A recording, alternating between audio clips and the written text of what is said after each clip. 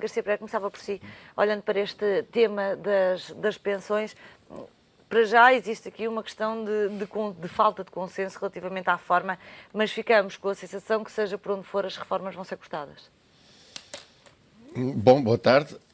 Bom, se a política que for aplicada for a do PS ou a do PSD ou a de ambos, em bloco central formal ou informal, na sequência das eleições, isso eu não tenho a menor dúvida de que vão insistir na mesma receita, e a receita é cortar as pensões sob o argumento da insustentabilidade da segurança social. Mas convinha aqui, eu julgo que valeria aqui a pena chamar a atenção para algumas coisas. Primeiro, o valor absolutamente gigantesco da dívida total à segurança social que neste momento existe, que são qualquer coisa como 10 mil milhões de euros. 9.920 milhões de euros, sendo que o Governo já decretou que um pouco menos de metade desta dívida, 4.396, são de cobrança duvidosa, portanto, qualquer coisa como 44,3%, mas os restantes não são sequer.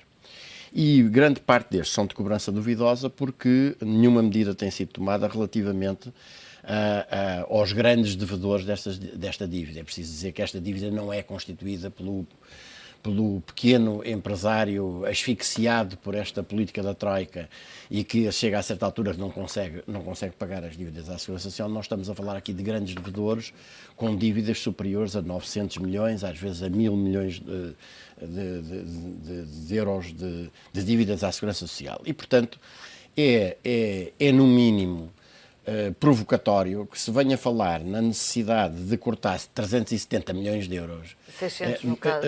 600, mas 370 seriam diretamente cortes e os outros seriam de aumento de receita.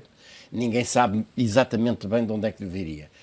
Quando nós estamos a falar de um volume de dívidas à Segurança Social desta dimensão, ou quando, por exemplo, para não ir mais longe, e sem querer ir para o outro tema, mas chamando a atenção, que só com a banca os contribuintes portugueses já tiveram que despender e vão ter que despender ainda muito mais, largos milhares de milhões de euros. Quer dizer, quando se perspectiva com a solução do novo banco, haja mais, já estava a ouvir hoje um comentador reconhecer que em termos de contingências financeiras, no caso do novo banco, elas ascenderão a qualquer coisa como 11 mil milhões de euros, quando a história do BPN ainda não chegou completamente ao fim. Quando temos outras histórias como Banifes, Montepios e companhia aí em perspectiva, isto é, estamos a falar de milhares de milhões de euros, se queira cair em cima precisamente de uma das classes mais sacrificadas, que são os pensionistas e os reformados. E não é verdade que o sistema de segurança social não seja sustentável. É preciso assinalar isso porque há aí uma explicação provocatória que consiste em dizer que uma esperança de vida das pessoas aumentou. Isto é, as pessoas estão a viver mais do que deviam desaparecer deste mundo para fora mais rapidamente. Não, a ideia é que se tem que pagar mais tempo as pensões. Pois, Ninguém claro, está a desejar a morte das pessoas. Sim, mas é preciso assinalar. Por acaso, vamos lá ver uma coisa. Quando se lamenta o aumento da esperança de vida das pessoas, é exatamente isso que está em causa, da mesma forma que se sustenta, por exemplo, que a partir de uma determinada idade não se justificam tratamentos demasiado onerosos. Mas eu não se quer, como os das doenças oncológicas e outros, não se quer entrar aí. Eu chamo a atenção para o facto de que a própria alteração da relação entre trabalhadores no ativo e trabalhadores que estão não no ativo e em regime de recebimento de pensões se deve, por um lado, à destruição completa da capacidade produtiva do país e, portanto, um país que, evidentemente, não tem produção é um país que não tem contribuintes ativos para a segurança social. Então, nesse sentido, está a alinhar um pouco pela ideia mais do Partido Socialista que o problema tem que ser resolvido alargando a base de tributação. Sim, o problema é que o Partido Socialista não tem uma única ideia de como é que se alarga a base contributiva, porque não tem uma única ideia de como é que se cria economia e não é aquele cardápio dos neo-economistas do PS que permite abrir perspectivas nesse sentido. Portanto, por um lado isto, e por outro lado também um movimento que se gerou, sobretudo já nos anos 2000, 2005, 2010, que foi o de chutar para fora das empresas trabalhadores em idade ativa que se sentiam perfeitamente capazes de continuar a exercer a sua atividade profissional sob o pretexto do rejuvenescimento dos quadros. Numa lógica de que se contratasse trabalhadores mais novos, mais precários e aceitando, portanto, remunerações inferiores e se pusesse na rua a geração dos trabalhadores com cerca de 50 anos de idade, não só com níveis remuneratórios mais elevados, mas com uma experiência de luta acumulada ao longo de muito tempo e, portanto, menos aptos a aturar um determinado número de abusos, isso seria, e de exigências, isso seria vantajoso. E o resultado é que se multiplicaram trabalhadores em situação de pré-reforma e de reforma antecipada, que não corresponde, digamos, àquilo que seria o normal atingimento da idade da reforma. Evidentemente. Cristiano Pereira, gostava de que falássemos aqui um bocadinho sobre a questão da recondução do governador do Banco de Portugal. Para já o Partido Socialista vai querer primeiro conhecer o relatório da auditoria interna que o Banco de Portugal fez para avaliar a eficácia da regulação no processo do BES e do GES antes de aceitar a recondução, não que eu possa aceitar, mas antes pelo menos de fazer a audição que conduzirá à recondução de Carlos Costa.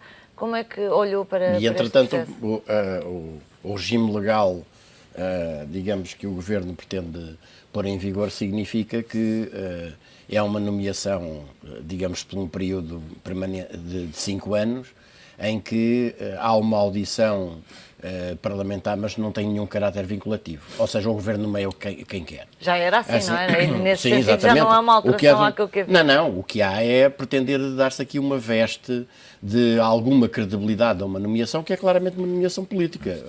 Carlos Costa devia há muito tempo ter sido corrido da função do Banco de Portugal. Eu recordo aqui, porque convém de vez em quando nós não deixarmos esquecer essas coisas. Num artigo publicado no jornal Luta Popular, que é o jornal do meu pequeno partido PCTP-MRPP, em 15 de abril de 2014, intitulado Banco de Portugal e BES, quem supervisiona o supervisor, já se denunciava a circunstância de Carlos Costa pura e simplesmente não exercer qualquer poder de supervisão relativamente a uma exposição do BES às empresas do Grupo BES e da utilização dos balcões do BES para venda de títulos do Grupo BES num valor que ultrapassava os 2 mil milhões de euros.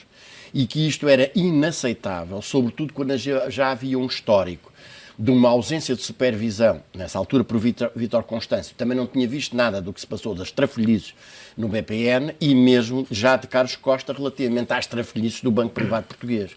Depois, Carlos Costa é um dos intervenientes no negócio da Noite das Facas Longas, naquela manobra em que em 3 dias apenas é cozinhada uma nova solução de intervenção relativamente aos bancos, em que Portugal é transformado numa cobaia de um sistema cozinhado a nível europeu, que faz com que o Estado intervém nos bancos, mas deixa de ter a posição de acionista e, portanto, deixa de ter a posição de poder controlar diretamente o funcionamento da própria instituição bancária. E, portanto, fica, pura e simplesmente, como credor, ou seja, em última instância, se não é para pagar, são os contribuintes que suportam. E Carlos Costa é um dos intervenientes, não é o único.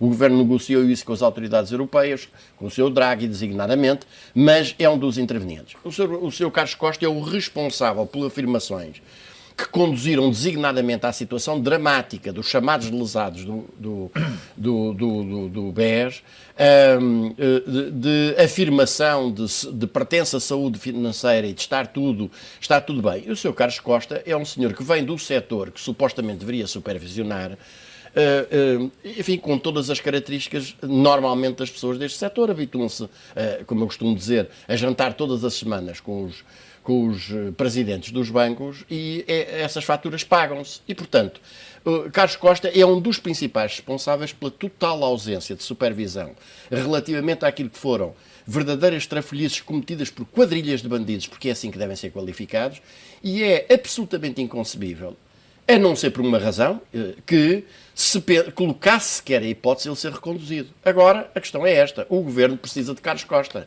E Carlos Costa precisa do Governo para continuar no tacho.